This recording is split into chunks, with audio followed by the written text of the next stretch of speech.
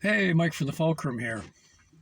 I've been in a little bit of a funk lately. Couldn't quite put my finger on it until I realized what it probably was. We've had some rather inclement weather here in southeastern Ontario, Canada. Spring and warm weather's been playing peekaboo with us. It'll be 10, 12, 14 degrees one day, snow the next day. By noon, the snow is all melted. Then we'll get a wind, then it'll get overcast. Little teaser sunshine. This has been going on off and on for a couple of weeks.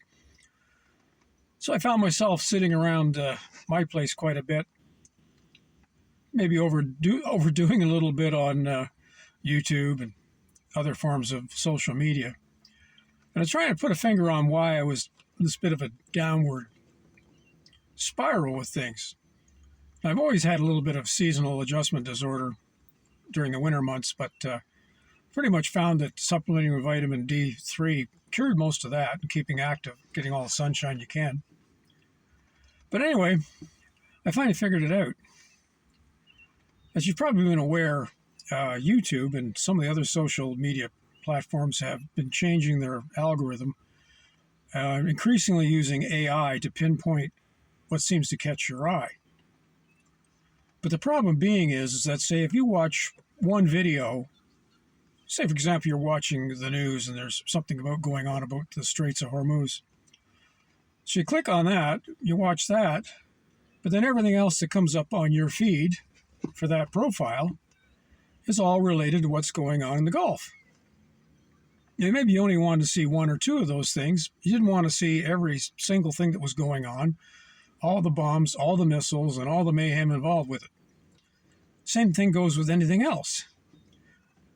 There'd be just one thing you were interested in just briefly. Maybe you wanted to look up something for work. Maybe you had heard that a friend of yours or a family member has come down with a disease and you want to know what's going on with it. So you try and educate yourself. But as I was saying, with this AI increasingly being used to pinpoint what you're looking at, gives you an overdose of it. So what I found is that it didn't seem to matter what I would search for. There was more of this stuff recurring in my feed. And I decided there's got to be a way to turn this stuff off. So I had another profile that I really hadn't been using much on YouTube, and there really wasn't much posted on that, a couple of videos, something I was experimenting with. And it was basically a blank slate because YouTube hadn't figured out what I was interested in looking on for that channel. So I determined, okay, experiment time. I thought, you know what? I'm only going to look for and search for things that are unrelated to news that truly interest me. For example, in my case, I'm really into vintage clothing, old sports cars, vintage car racing, basically anything to do with the mechanical aspects of repairing the type of car I have. Like I have a 1999 Mazda Miata. I do all my own mechanical work on that. So using that in that unused profile, it started putting on what I wanted to see. So what I did was, for example, I was looking up some information on vintage Porsche 356s. They were the precursor to the 911. Those cars always interested me because they're basically a Volkswagen Bug on stretched out and on steroids. So anyway, all the Porsche clubs came up. So all the channels that really interested me, I subscribed to and hit the notification bell and everything else. And that went along also with the Ferraris, the Lamborghinis, the Aston Martins, the Lotuses, Lotus 7s, MGB, Triumphs, Alfa Romeo, you name it.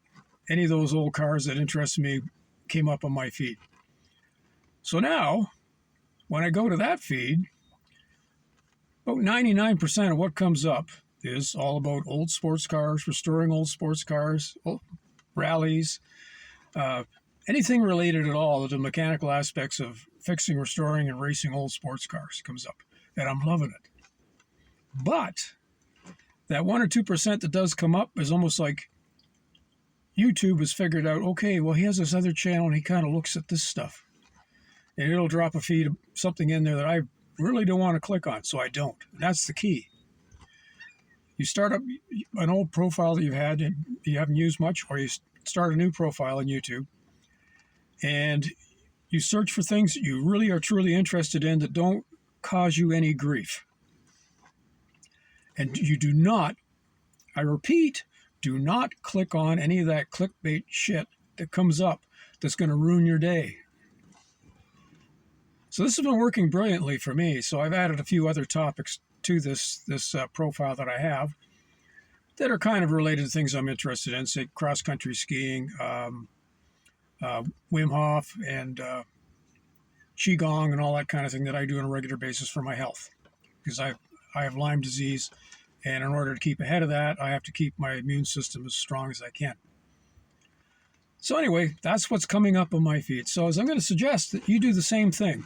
If you find you're down in the dumps and don't really know why, and you're having a negative aspect, and I've talked to some friends, actually, their anxiety is through the roof because their brain's been overloaded with this repetitive crap that keeps coming over social media, even with Facebook. With Facebook, the same thing. I had a profile I wasn't using very much. I went over there, and anytime an ad came up or any topic came up that, as far as I was concerned, was bullshit, and I didn't want to poison my pure brain with it, blocked it, discontinued it, no follow. So you don't click on anything that's going to ruin your day. You click on the stuff that makes you happy, brings you joy, or makes you feel good about your life in general, and you stick with that. I guess it boils down to that one scene with the film with Jack Palance, City Slickers, when he's talking to Billy Crystal, and Billy Crystal comes to this dude ranch. His marriage is kind of floundering, and he's asking this old cowboy for advice about relationships and life. And the old cowboy looks at him after hearing this diatribe about, how this fellow's wife is not paying attention to him, basically told him to go on this 2-week dude ranch thing just to get him out of the house so she didn't have to talk to him. And the Jack Palance character named Curly, this crusty old cowboy, looks at him and he goes, "You know what the secret of life is?" Billy Crystal goes, "No, what?" He goes, "One thing." Billy Crystal, "What? Your finger?" "No, one thing.